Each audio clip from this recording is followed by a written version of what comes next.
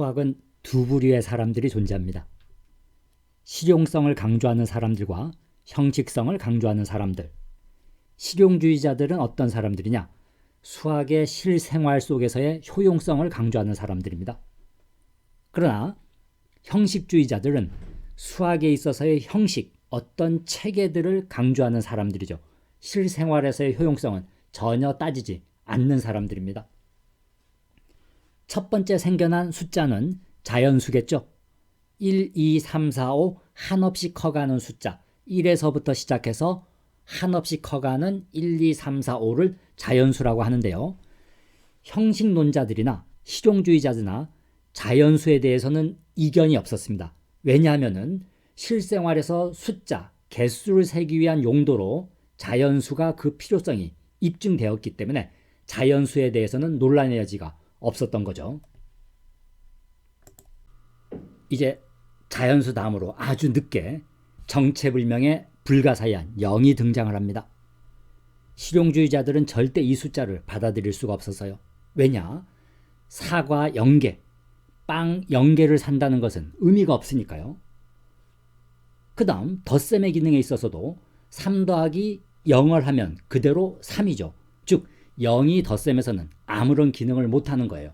그렇기 때문에 절대 인정을 할 수가 없었지만 형식주의자들은 적극적으로 수용을 하려고 노력을 했어요. 일단은 없음이 있다, 즉 없음의 존재성을 받아들이려고 했고요. 특히 곱셈의 기능에 주목을 해봤습니다. 5 곱하기 0은 빵, 즉 5라는 숫자에다가 0을 곱하니까 0이 되기 때문에 있던 것을 사라지게 만드는 기능이 있었다는 얘기죠. 그로 인해서 0은 그 존재성이 인정될 수밖에 없느냐, 이렇게 생각을 한 거죠. 그 다음 결정적인 게 등장을 했습니다. 자기 자신에서 자기 자신을 빼면 무엇이 되는가? 3에서 3을 빼면 뭐가 돼야 될까요? 4과 3개가 있었는데 4과 3개를 빼면, 그렇죠, 0개라는 거죠. 이제 0보다 조금 뒤늦게 음수가 등장을 합니다. 음수 또한 사람들에게는 골칫거리였던 거죠. 이유는 당연합니다. 사물의 개수를 셀 때 음의 개수는 존재하지 않으니까요. 4과 5개가 있는 거지 4과 마이너스 5개? 이런 것들은 실생활에서 우리가 납득을 할 수 없었던 거죠. 그 다음 두 번째는 뺄셈에서 그 문제점이 또 두드러지게 나타났습니다. 작은 숫자에서 큰 숫자를 뺄 때, 즉 4과 5개가 있었는데 거기서 4과 8개를 뺀다고 해보자고요. 이게 상식적으로 납득이 안 되는 거죠. 5 빼기 8은 마이너스 3. 도저히 받아들일 수가 없었던 거죠. 그러나 시간이 지나면서 인식의 확장이 이루어지기 시작합니다. 구체적인 사물의 개수를 세는데 쓰이기보다는 어떤 반대 성질의 개념으로, 즉 예를 들게 되면 소득과 부채, 그 다음 오른쪽과 왼쪽, 수직선을 예로 들게 되면 오른쪽으로는 자연수, 양수가 있는 거고요. 그 반대쪽으로는 음수, 이런 좌우 반대의 개념, 그 다음 온도계를 예로 들어보자고요. 영상, 영하 개념, 이러한 반대적인 속성을 가진 개념으로서 음수를 바라보기 시작한 거죠. 그러나 음수를 기존의 숫자 체계에 도입해오는 데는 결정적인 문제점이 하나 있었습니다. 음수 곱하기 음수는 무엇인가? 이러한 질문인 거죠. 만일 음수 곱하기 음수가 음수라고 한다면 어떤 문제점이 생기냐면요. 다음과 같이 마이너스 1 곱하기 괄호 열고 2 빼기 2라고 해볼게요. 그럼 원래 이 식의 계산은 마1 곱하기 0이니까 0이 되어야 합니다. 그런데 분배 법칙을 써서 전개를 해볼게요. 첫 번째 전개하면 마1 곱하기 2가 되고요. 플러스 마1 곱하기 마2가 됩니다. 그러면 앞에 거는 마2가 되고요. 그 다음 두 번째 마1 곱하기 마2에서 음수 곱하기 음수가 음수라면 마2가 돼서 마4가 돼버리거든요. 그래서 원식의 값은 0인데 이렇게 음수 곱하기 음수가 음수라고 적용한다면 마4라는 전혀 다른 결론을 얻어버리게 되는 문제점이 생기는 거죠. 그럼 아까 계산했던 것을 다시 한번 볼게요. 음수 곱하기 음수는 양수라고 해야만 마1 곱하기 괄호 열고 2-2 괄호 닫으면 얘는 0이죠. 2 빼기 2가 0이니까요. 0이 되기 위해서는 분배 법칙을 적용했을 때 마1 곱하기 2, 마2고요. 그 다음 마이너스 곱하기 마이너스가 플러스가 돼서 마1 곱하기 마2가 2가 돼야만 0이 되면서 첫 번째의 0과 모순에 빠지지 않는 겁니다. 자, 이를 통해서 우리가 주목해야 할 점이 있다는 얘기입니다.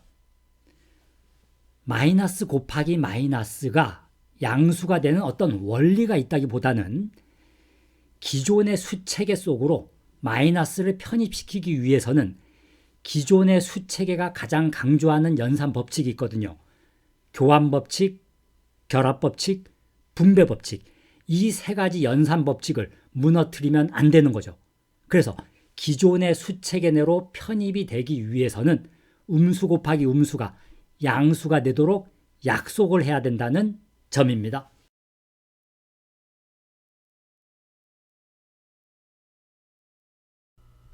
자, 이번엔 수학의 구조에 대해서 한번 살펴보도록 할게요. 어떤 단원으로 들어가든지 수학은 다음과 같은 구조로 이루어져 있습니다. 첫 번째, 어떤 대상을 정의합니다. 정의. 이러이러한 경우 이러이렇다고 하자. 두 번째, 그 대상을 정의했다면 이제는 그 대상을 어떻게 표현할 것인가 표현의 관점에서 기호를 도입합니다. 그 다음 세 번째는 정의된 대상 안에서 A라는 대상이 있고 B라는 대상이 있을 때 이 두 개가 같으려면 어떻게 약속해야 되는가? 이러이러한 경우를 서로 같다라고 하자입니다. 약속입니다. 네 번째, 각 대상 간의 더하기, 빼기, 곱하기, 나누기, 즉 사칙 연산을 약속합니다. 더하기는 이렇게 하자, 뺄셈은 이렇게 하자, 곱셈 이렇게 하자, 나눗셈 이렇게 하자 약속하는 겁니다. 마지막으로 다섯 번째, 사칙 연산에 있어서 교환 법칙이 성립하는지, 결합 법칙 성립하는지, 분배 법칙 성립하는지 연산 법칙에 대해서 다루고 나면 그 단원은 마무리를 짓게 되어 있습니다. 이제는 각 과정을 볼게요. 자, 대상의 정의 단계입니다. 자, 지금은 교과 과정에서 빠졌지만 행렬이라는 예를 통해서 설명해 보도록 할게요. 가장 수학의 구조를 파악하기 용이하기 때문에 행렬을 설명하겠습니다. 지금 고등학생들은 행렬을 배우지 않았기 때문에 수학의 구조를 파악하는데 주목하시면 됩니다. 자, 행렬은 이렇게 약속합니다. 괄호로 싸고요. 이 안에 숫자가 여러 개 있는 형태입니다. 이렇게 어떤 숫자들의 모임이라고 생각하면 좋아요. 집합은 아닙니다. 그래서 어떤 숫자들에 대한 군, 어떤 모임, 집합체라고 보시면 돼요. 이렇게 하는데 그래서 이쪽 가로 라인을 행이라고 부르고요. 세로 라인을 열이라고 부릅니다. 그래서 이 경우는 이행, 이열인 거죠. 그래서 이렇게 표기하기로 합니다. 2 곱하기 2 행렬이라고. 자, 그 다음은 행렬에 대해서 약속을 내렸으니까요. 표현하기 위해서 기호를 도입해야 되겠죠. 그런데 숫자 하나로 이루어진 게 아니라 여러 개가 모인 거기 때문에 대문자 기호를 써서 이렇게 행렬을 표현합니다. B라는 행렬, 이런 식으로 표현을 하는 거죠. 이렇게 해서 기호까지 도입하게 되고요. 그 다음은 세 번째, 서로 같다를 약속합니다. 이거 약속을 하는 겁니다. 자, A라는 행렬이 있고요. 이렇다고 합시다. B라는 행렬이 있을 때 이렇다라고 볼게요. 이렇게. 자, 이럴 때 이 두 개의 행렬이 서로 같은지를 약속을 해야 돼요. 근데 상식적으로 한번 접근해 보자고요. 얘가 서로 위치가 같은데 이렇게 비교할 건데 얘가 서로 다르죠. 그렇다면 이런 경우에 서로 같다라고 하면 약간 비상식적이 되겠죠. 그래서 해당 위치에 있는 것끼리 비교를 해서 이렇게 비교를 해서 모두 같을 때 이런 식으로 모두 같을 때 이 경우를 서로 같다라고 하는 게 조금 더 상식적이고 합리적이겠죠. 그래서 행렬의 경우에는 해당 위치에 있는 것끼리 모두 같을 때, 이렇게 해당 위치에 있는 것들이 모두 같을 때 이러한 경우를 서로 같다로 약속하는 겁니다. 그럼 이번에는 사칙연산은 어떻게 약속돼야 될지 한번 살펴보도록 할게요. 자, A가 있어요. 그 다음에 B를 더할 겁니다. 자, 약간 묘연하죠. 덧셈을 어떻게 해야 될지 약속하지 않는 이상 덧셈을 못합니다. 그런데 상식적으로 이렇게 접근하는 거예요.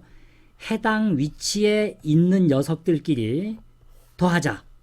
이러면 좀 상식에 부합되겠죠. 그래서 A 더하기 B는 이렇게 하는 겁니다. 얘는 얘랑 더해서 빵, 얘는 얘랑 더해서 4, 얘는 얘랑 더해서 6, 얘는 얘랑 더해서 8, 이렇게 약속을 하는 거죠. 그럼 마찬가지 뺄셈도 같은 방식으로 이루어집니다. 여기에서 여기를 빼면 얼마예요? 2죠. 여기서 여기를 빼면 0이죠. 여기서 여기를 빼면 0이죠. 여기서 여기를 빼면 0이죠. 이런 식으로 사칙연산을 약속하는 겁니다. 자, 마지막으로 연산법칙. 자, 교환법칙은 이런 거죠. 교환법칙은 A, B를 곱한 거나 B, A를 곱한 거나 같다면 교환법칙이죠. 그러면 행렬이 이렇게 있을 때요.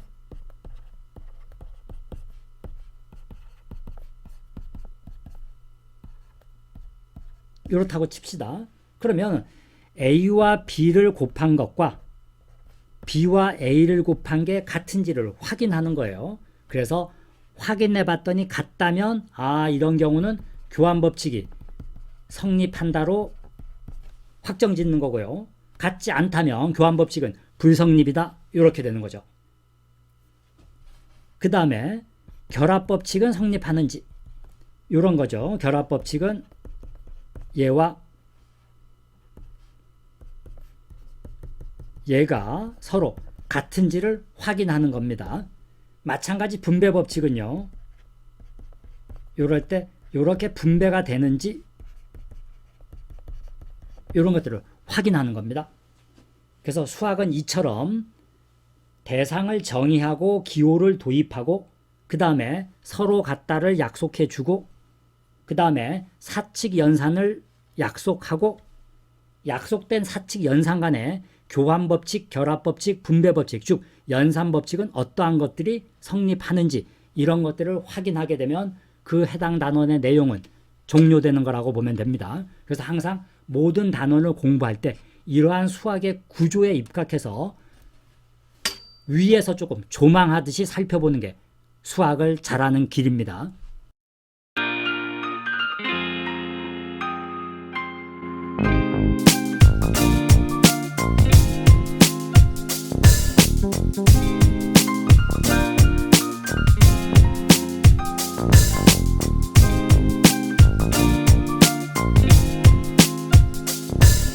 Thank you.